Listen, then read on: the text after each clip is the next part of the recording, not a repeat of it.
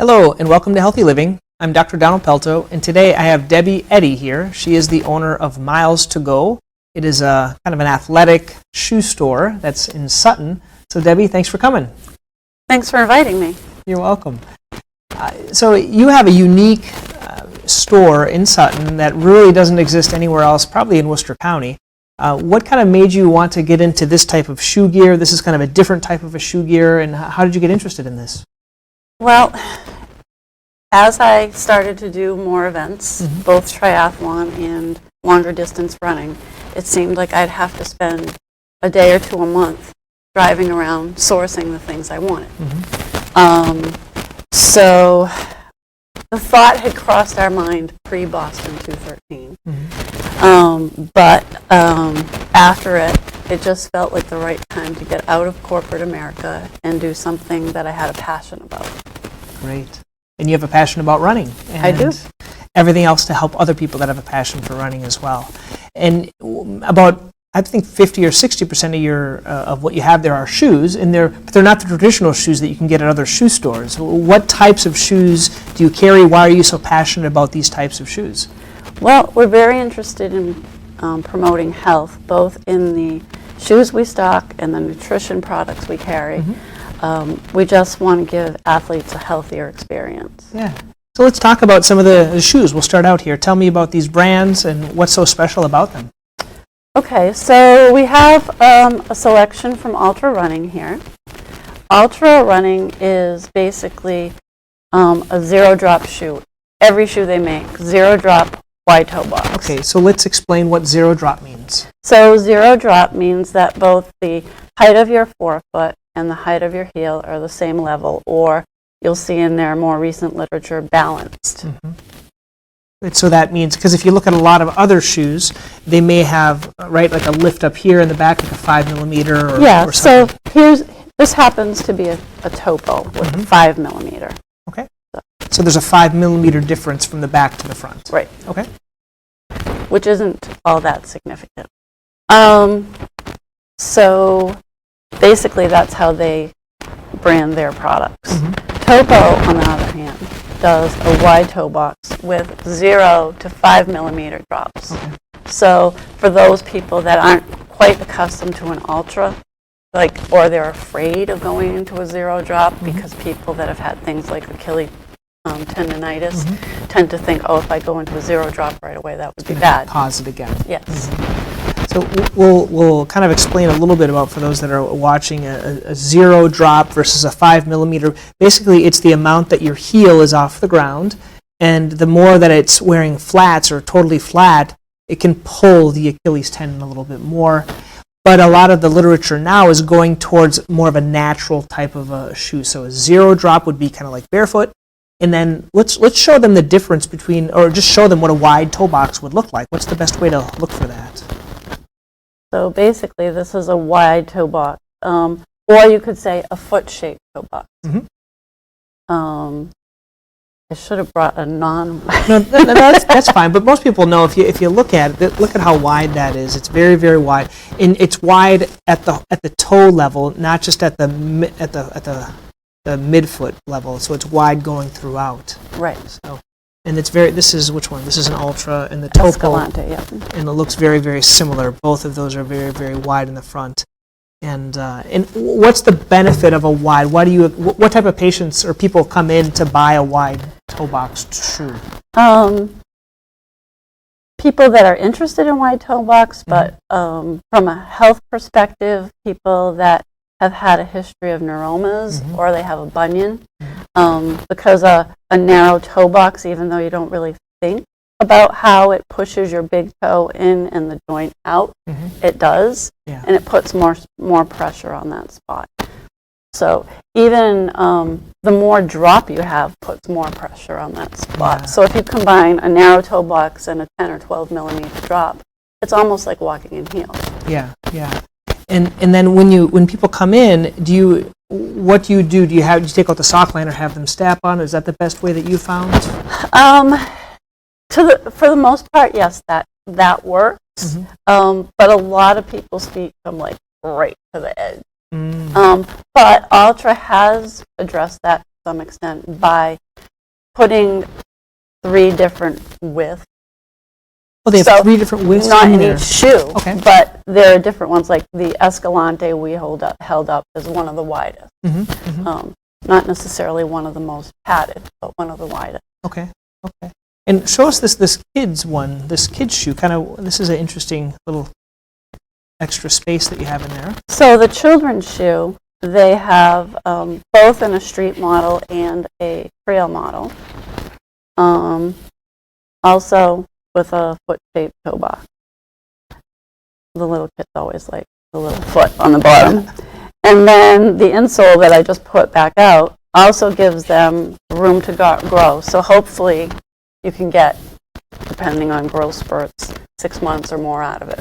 6 months or a year out of it, which is a good thing. So kids can even benefit from these. And do you find sometimes you see like a mother-daughter combination? Maybe a mother comes in with a bunion and you kind of recommend a wider shoe to maybe prevent things? Is that something you kind of do? Yes. At least pointed out that, bunions can be hereditary, and it's a good idea to think about the shoes that your children spend the most time in, particularly, and make sure that that's a wide toe box. Yeah. I think, are there other things that you have in that also kind of go well with the wide toe box? There's some types of socks and some types of things like this. You want to? Yeah, so in gingy toe socks, definitely work well with them. And correct toes. These are some of the only brands of shoes that that I carry that correct toes will fit in. Yeah, so the correct toes, so for those that are watching, what you would do is you wear the correct toes in your shoe like this, and it would give it enough space. A normal shoe just doesn't have enough space for this. What these are used for in our office and also in your store is to help straighten and realign your foot in the proper position for bunions, hammer toes, and over a long period of time. There was another interview with the owner of Correct Toes. Over a long period of time, for a lot of people, these can kind of reverse things, make things feel better for bunions, hammer toes. Even some people are using for plantar fasciitis and other things. Absolutely. Correct Toes. People like those. They like those. They're working well for them. Yeah, they seem to like them. They of course make some modifications sometimes, but in general, once you put them on a couple times, because that first time, both with toe socks and these, which you can use these with regular socks. You don't have to use toe socks, but the first time getting the muscles in your toes used to that feeling is difficult. It takes a little bit to get used to. And what other tips do you have for the runners that come in? What other types? You said you had some supplements or nutritional products for maybe to help with dehydration and training and things like that. What other things that you think you're passionate about to help people? Well, for people that are long distance runners, a lot of times people can't eat while they're running. Yeah. So we have a product called Tailwind. Okay. That has 200 calories in a serving, so it's a mix. You put it in your water bottle, and a number of people use only that throughout their racing, even if it's an ultra marathon. Okay. So, granted, as you get to the 100 milers, you might have a little something somewhere, but for the most part, it's Tailwind. Okay. And you found it effective? It helps prevent cramping and dehydration and things like that? Yep. Okay. What other things do you think are helpful for people that do longer runs and triathlons and things like that? Well, we're getting to overuse season, so we're starting to see a lot more people with things like shin splints. That's pretty big. People get excited when it's spring and they can go out and run, and we're going to see the same thing at Boston Marathon time just after. All the people that were motivated by the runners are going to start out too fast and end up with shin splints. So whether it's a calf sleeve or an actual shin wrap, we're just learning more about how to roll. So we'll explain a little bit more. What is a calf sleeve? What is a shin wrap? For people that have never seen one before, is it? A calf sleeve is like a compression sock, basically with the foot cut off. So there's no restriction to your feet, really. You can wear whatever sock you want, but you do have that added compression. So it compresses the muscle, forces blood deeper into the tissue, and then it also cuts down on the vibration of that muscle. And generally that can get people through. Yeah, helping for soft tissue recovery, as well a good shoe to prevent pronation and other things like that can help with shin splints. Interesting. Yeah, there must be a lot of people this time of the year that are preparing for Boston Marathon and wanting to get their shoes. And what's your rule of thumb? Everyone wants to know how often they should change their shoes if they're running, if they're doing marathon training. Generally, 300 to 500 miles. But if you're experiencing some pain and you just think it's the shoe, it's time. Okay. But we see a wide range of people, some that are 1,000 miles and having problems, some that are over 1,000 and not having problems, but they just think it's time. So basically, if you're going to run the Boston Marathon, I wouldn't go into the marathon with like more than 200, 250 miles on my shoes. Just splurge just that little bit and have a pair of shoes that are relatively fresh, but not on the edge, because you don't want it to be the week before Boston and you have to get new shoes. Now, do they make shoes to wear out? Why do they wear out after 300 to 500 miles? Can you explain a little bit about why that happens, or how you can tell? Do you have them write dates on things, or how do you determine? A lot of people with all of the apps will actually log the shoe in their app they wore for a particular run. Some people just use averages. Most people we encourage to have more than one pair of shoes in their rotation, so then it can get a little muddy. So that's where the apps and tracking which shoe you ran in actually helps. Just taking that little bit of time. But yeah. Are there any other tips, or do you have are you guys associated with any running groups, or do you have your own run that you do from there, or anything like that? We do special events for the most part. We're located on 146, not a bad area to find, but some people get a little overwhelmed by the hills from the store. So we typically have more special events. We this week have a Chi running clinic coming up on Thursday night. That's free. We'll have a demo of Hokas at the same time. Okay. That's neat. So you do some special events like that as well. And if people want to learn more about Miles to Go, is there a place they can sign up to get announcements for these future events? Absolutely. You can sign up on our website, milestogosports.com. Okay. Very good. Well, let's talk a little bit about muscle recovery. I know you brought this interesting looking little tube here. So explain to everyone what this is.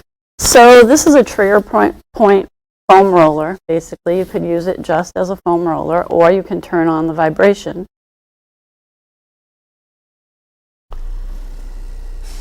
And it's very helpful for people that have like plantar fasciitis or tight calves, just to use a little bit before you head out, or get out of bed in the morning. But it gives you a little more than just a roll. It has the roll gives you depth, but this kind of does it for you when it's rolling. Yes. And helps with recovering from soft tissue injury and tiredness. And wow. Well, what other things do you have there? What other things at the store that you're kind of proud of that no one else really has? Because you're kind of unique, and I don't know of any other store like yours that caters to runners. So yeah, I mean we don't carry much of the mass market brands, so we don't carry Saucony. I'm sorry, we do carry Saucony. We do carry Saucony, and we have a few New Balance, but for the most part, we have more of the non-conventional shoes. Yeah. Like Ultra, Topo, Hoka. Well, it wasn't really conventional when we started, but tell people with the Hoka. I know you didn't bring one today, but what's so special about the Hoka? I certainly recommend those to patients, and I have a pair and things like that. Hokas have different degrees of cushioning and support. Very helpful for people with joint issues. People that don't have a lot of flexibility in their foot usually can use those a little easier than others. But basically, I've seen them help a lot of people with knee and hip issues, or even some lower back issues where they need to cut down on the amount of impact. Yeah. I kind of say they look like double stuffed Oreos. They have this huge, huge sole on them. And they feel like you're running on marshmallows. But they do have lesser cushioned options at this point, for sure. So if you want something a little more responsive, there is a Hoka option for it. Okay, yeah. And now, one of the shoes you brought had kind of an interesting new technology. I don't remember which one it was. Tell us a little bit about this one. What is this new technology that's in there? So this is the Ultra Provision. It has dynamic support for pronators. So it has some support with this guide rail. So the guide rail's right here. Okay. And it doesn't have just a built-up arch inside. What it has is a hammock that as you tighten your shoelace, you can control the amount of arch. Yeah, so basically it's with this, as you tighten the lace more on this side, I don't know if you can see that, if you pull this more, it'll give it more of an arch side there. Yeah. Kind of pull it up. You'll send us a picture. We'll put a afterwards. picture. Yeah, so an internal hammock, kind of, you can adjust the arch to how much support you need if you're a mild or moderate or severe pronator. Yeah, I think that's going to be a good shoe. Yeah. And where do you see the future of shoe gear? I know it's been changing all the time. I know you're probably privy to a lot of things that a lot of us aren't. What are some of the other companies doing? Any new companies that are coming out? Anything that kind of is interesting to you? I haven't seen too many companies doing new things, but a lot of companies are now playing with the carbon plate. Yep. You've heard that in the news a lot. Yeah, for sure. A way to get a lot more response, I guess, is the way you put it. Topo has approached that a little differently. Okay. So explain what the carbon, just for those they may not know what a carbon plate is, explain kind of what that is, why it's a big deal, and kind of what Topo is doing. It's a big deal because it increases the amount of response. It actually stiffens the footbed a bit, so if you don't like a real stiff feeling, you might not like it. Okay. Just think of like stiff and spring. Yep, it's kind of like pulling your kind of spring yourself. And like you have this doesn't rebound. have a lot of flex to it. This has a carbon. It has a polymer plate, but it's a. And is it in this part? Is it in this part or underneath? It's in the sole. It's within the sole itself. Just, yep. Okay. And then that makes just it. under the. And so then, as it's kind of like a spring. If you think of a spring, you hit it and it'll bounce. And there's some improvement in rebound. Does it make you faster, or does it just make you work less? I think it makes you feel like you're working less, and you can do a little more. Yeah. But it's not the shoe that you should go out for your first run with, first long run after you got them. Yeah. So Debbie, you have a lot of experience in years running. For those that are watching, maybe that haven't been to the store or haven't done a lot of running and they're interested in getting into running, just for those that are just starting out, what are your best tips? Certainly shoes are a good tip. How do you develop a habit of running? What are your best tips for those who are just starting out? Get a puppy. No. I guess you have to think about what type of runner or person even you are. Do you want to do things with group? In which case, we can set you up with a couple of really good local groups. Oh, good. And it's always good to run with someone else. I mean, you hear all kinds of stories on the news. So if you can run with someone else, that's good. If you just like that long solo run and want to be by yourself, that's great too. But think about that, or do a little bit of each and see what you like better. You want to do things that are all positive to encourage yourself to get to the habit. So if you want to do a running group, look at their schedule. There are a couple of good ones on Facebook that people within the group even will post, hey, I'm going for a run 5 at 5. Yeah. Or they have their regular weekly. Great. Well, this has been an interview with Debby Eddy. She is the owner of Miles to Go Sports. It's in Sutton. If they want to learn more, how can they learn more about your business? They can stop in the store, or they can go to milestogosports.com, or we also have a Facebook page, Miles Field Sports. Great. Thank you, Debbie. Thanks for joining Thank us. you. Hey guys, thank you for watching Healthy Living. You're going to find a few links here I'd like you to click. One is to subscribe to this channel on YouTube. Also, you can learn more. There are some videos here you can see.